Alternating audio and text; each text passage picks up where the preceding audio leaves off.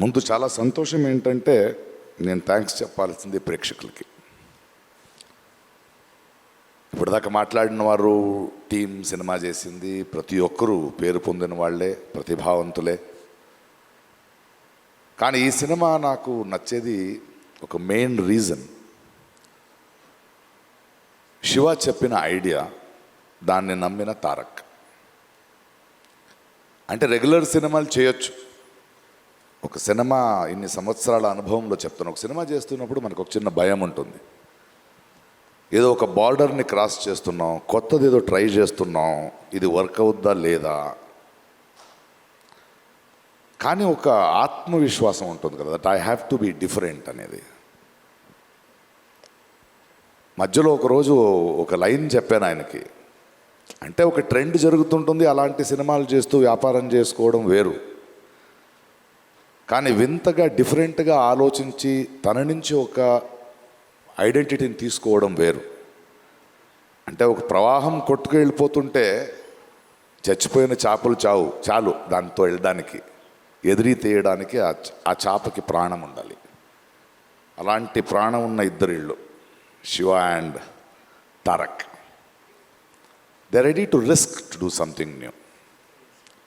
నాకు తారక్ ఎంత ప్రేమ అంటే నిజంగా ఈరోజు ఎప్పుడు చెప్పలేదు. ఆయన నేను ఆ ఆస్కర్ ఫంక్షన్లో నా ఇంట్లో కూర్చొని ఒక చిన్న వీడియో చూస్తుంటే ఆ great actors and world cinema people మధ్యలో తను మాట్లాడుతుంటే ఎంత గర్వించాను. ఎందుకంటే చాలా సంవత్సరాల నుంచి చెప్తున్నాను, తెలుగు సినిమాలో నాకు నచ్చిన హీరోల్లో నటులు అని ఎవడైనా ఉంటే అది నా Tarak,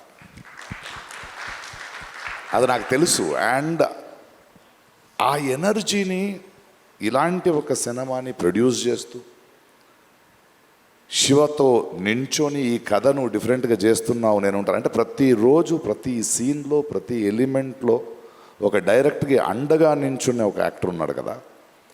and the producers and the team, అంటే అందరిని తీసుకోవడం, whether it is Anirudh, whether it is our art director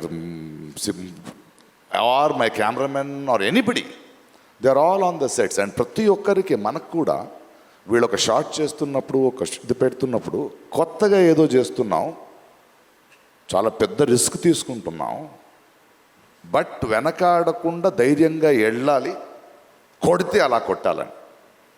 so cinema release అయ్యే రోజు వరకు నాకు లోపల గుండెగా ఉంది. ప్రతిరోజు డబ్బింగ్ చెప్పేటప్పుడు కూడా అది వేరే భాషలో వెళ్తుంటే నేనే వెళ్ళి కూర్చున్నా, ఆ రైటర్స్ని పిలిపించుకుని. లేదు, ఎందుకంటే నాకు భాష తెలుసు, నేను డబ్బింగ్ చెప్పగలను అనేది కాదు, ఈ టీంలో ఉన్న నిజాయితీ నాలాంటి వాడిని ఎలా మారుస్తుందంటే ఈ భావాన్ని ఇంకో భాషలో మిస్ అవ్వకూడదు.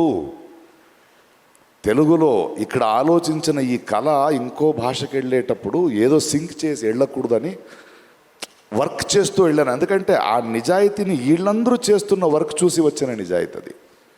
ఏదో వచ్చాం వెళ్ళాం కాదు.